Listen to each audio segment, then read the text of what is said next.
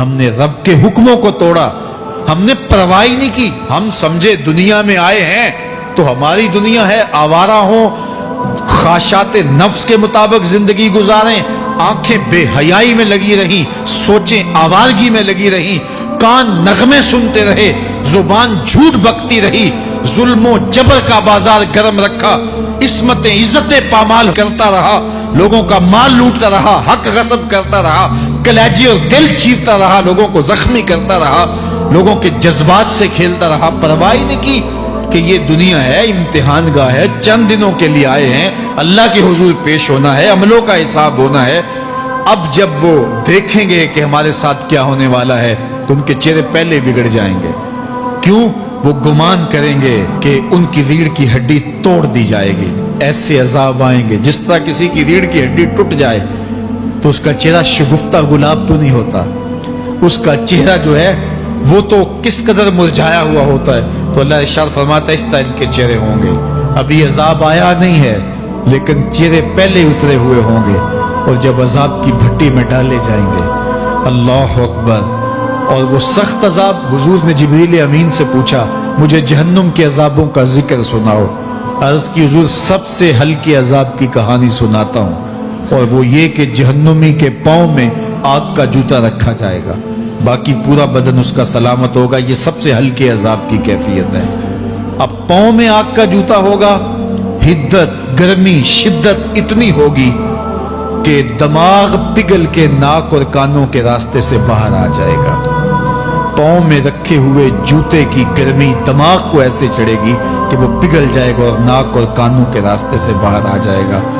تو اللہ کے عذاب کے خوف سے چہرے بگڑ جائیں گے، حالت سلامت نہیں رہے گی۔ یہ بات ذہن میں رکھیں کہ اللہ جس کو جہنم میں ڈالے گا اس کو اس صورت میں نہیں ڈالے گا، یہ محمدی صورت ہے، یہ شکل اس کی چھین لی جائے گی اور اس کی شکل بڑی کر دی جائے گی۔ اس کا ایک ایک دانت احد پہاڑ جتنا ہوگا۔ احد پہاڑ کا پھیلاؤ 15 کلومیٹر پہ ہے، 15 کلومیٹر کا ایک دانت، اور 32 دانت کتنے ہوں گے تو منہ کتنا بڑا ہوگا۔ اس کو اتنا بڑا اس لیے کیا جائے گا تاکہ وہ عذاب کی تکلیف زیادہ سہے۔ 70 گز موٹی کھال ہوگی، اور کھال جل جائے گی تو اللہ قرآن میں فرماتا ہے ہم نئی کھال دے دیں گے تاکہ عذاب کی تکلیف اس کو گوارا کرنی پڑے۔ پھر چیخے گا، چلائے گا، ہائے مجھے پانی دو، پانی دو، پیاس کی شدت ہے۔ 70 سال تک تو اس کی کوئی آواز ہی نہیں سنے گا۔ 70 سال کے بعد داروغہ جہنم چیخ کر کہے گا کیا مانگتا ہے؟ وہ بولے گا مجھے پانی چاہیے۔ کہا جائے گا تو بے بھی ملتا ہے پانی۔ پھر داروغہ جہنم اسے پانی دے گا، کوکا کولا کی بوتل دے گا یا پیپسی تھما دے گا یا منرل واٹر کی بوتل دے گا؟ نہیں، قرآن بتاتا ہے اسے مائے حمیم دیا جائے گا، کھولتا ہوا پانی، اور وہ اتنا گرم ہوگا جب پینے کے لیے چہرے کے قریب کرے گا اس سے اٹھتی ہوئی بھاپ کی وجہ سے چہرے کی کھال ادھڑ کے اس کے اندر گر پڑے گی، لیکن اس کے باوجود اس کو پینا پڑے گا۔ اللہ فرماتا ہے یہ دنیا ہی سب کچھ نہیں ہے، سمجھ لیا یہی سب کچھ ہے، آخرت کو بھول گئے، صبح اٹھے کام پہ چلے گئے، شام آئے آوارگی میں چلے گئے، صدائیں آتی رہی حی علی الصلاۃ حی علی الفلاح، کوئی پرواہ نہیں کی، نہ پیشانیوں نے سجدے کیے، نہ سوچوں میں پاکیزگی آئی، زندگی یوں گزار کے چلے گئے۔ ایسے نہیں، کہا ایک وہ ہوں گے جن کے چہرے شگفتہ گلاب ہوں گے، ایک وہ ہوں گے جن کے چہرے بگڑے ہوئے ہوں گے۔ اللہ اکبر، کلا اذا بلغت التراقی، یہ تو قیامت کا منظر ہے نا، قیامت سے قبل بھی ایک منظر ہے، اللہ اس منظر کو بھی بیان کر رہا ہے، کلا اذا بلغت التراقی، ہاں جب جان گلے کو پہنچ جائے گی۔ اے انسان تیرے اوپر وہ گھڑی بھی آنے والی ہے، وہ وقت بھی آنے والا ہے جب سانس اس ہنسلی میں اٹک جائے گا، جب سینے سے بھی سانس اوپر چلی گئی، اب ڈاکٹر بھی لا علاج قرار دے رہے ہیں کہ اب علاج نہیں رہا ہے، جان بس اب نکلنا چاہ رہی ہے، اور کہا جائے گا کوئی جھاڑ پھونک والا بلاؤ۔ اب ڈاکٹروں نے تو جواب دے دیا، اب سانس اٹک گئی گلے میں، چند لمحوں کی مہمان ہے۔ اب ڈاکٹروں نے کہا اب ہماری جانب سے لا علاج ہو گیا، اب لے جاؤ اس کو گھر یا وینٹیلیٹر پہ ڈال دیتے ہیں اس کو، بس اب ہماری جانب سے کوئی اس کا علاج نہیں ہے. اب گھر والے روتے ہیں, کہتے ہیں کوئی جھاڑ پھونک والا لاؤ, کوئی دم والا لاؤ, شاید وہ کوئی دم کرے تو اس کی جان میں جان آ جائے. ڈاکٹروں نے تو لا علاج قرار دے دیا. وَظَنَّ عَنَّهُ الْفِرَاقُ. اللہ فرماتا ہے یہ تو جھاڑ پھونک والے کو ڈھونڈ رہے ہیں, لیکن جس کی سانس یہاں اٹکی ہے وہ سمجھ گیا ہے اب موت آ گئی ہے. اس کو یقین ہو گیا ہے کہ اب موت کے لمحے آ گئے ہیں, اب میں بچ نہیں پاؤں گا. اب آنکھیں تاڑے لگی ہوئی ہیں. وَالْتَفَّتِ السَّاقُ بِالسَّاقِ. پنڈلی پہ پنڈلی چڑھ رہی ہے. جب موت آ جاتی ہے تو پھر پنڈلی سے پنڈلی لپٹ جاتی ہے, اس کو پھر جدا کرتے ہیں اور جدا کر کے دونوں انگوٹھے باندھ دیتے ہیں تاکہ پنڈلی کے اوپر پنڈلی نہ چڑھے. اللہ وہ منظر بیان کرتا ہے, صاحب یہ وقت آنے والا ہے جب دونوں انگوٹھے باندھ دیے جائیں گے, جب ناک میں روئی ٹھونس دی جائے گی, جب چٹے لباس میں کفن دیا جائے گا, جب غسال کے سامنے بے بس پڑے ہوں گے, وہ چاہے یہ بازو اٹھائے چاہے یہ بازو اٹھائے, گرم پانی ڈالے یا سرد پانی ڈالے, جب بس پڑے ہوئے ہوں گے جو ہے وہ غسل دینے والوں کے, اور ناک میں روئی ہوگی اور دونوں انگوٹھے آپس میں بندھے ہوں گے. یہ محل, یہ ماڑی, یہ کوٹھیاں, یہ بنگلے جس کو سویر شام لگ کے حلال حرام کی تمیز کیے بغیر بنایا تھا. غوث اعظم رضی اللہ تعالیٰ عنہ بولے مکان بنا رہا ہے, بسیں گے اور حساب تو جا کے دے گا, اور یہ تو ایک رات بھی تجھے اس گھر کے اندر نہیں رکھیں گے کہ چلو ایک رات مہمان رکھ لیں. کہتے ہیں نہیں نہیں, مہمانوں نے بھی جانا ہے تو جلدی کرو, اس کو سپرد کراؤ.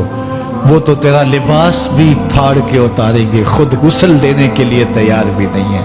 تجھ سے خوف آنے لگا ہے, جاندی واری ڈرونا بنے ہوتے, ہاتھ نہ لاندے ڈر دے, جنہ لئی تو پاپ کمائے اج کتھے نہیں تیرے کر دے. آج تو وہ تیرے ساتھ تجھے غسل دینے کے لیے آمادہ نہیں ہے. وَالْتَفَّتِ السَّاقُ بِالسَّاقِ. جب پنڈلی پہ پنڈلی چڑھنے لگ جائے گی, إِلَىٰ رَبِّكَ يَوْمَئِذٍ الْمَسَاقُ. اس دن تیرے رب کی طرف ہی لوٹ کے جانا ہے. فَلَا صَدَّقَ وَلَا صَلَّىٰ. اس نے نہ تو سچ مانا اور نہ نماز پڑھی. وَلَٰكِنْ كَذَّبَ وَتَوَلَّىٰ. ہاں جھٹلایا اور منہ پھیر کے چل پڑا.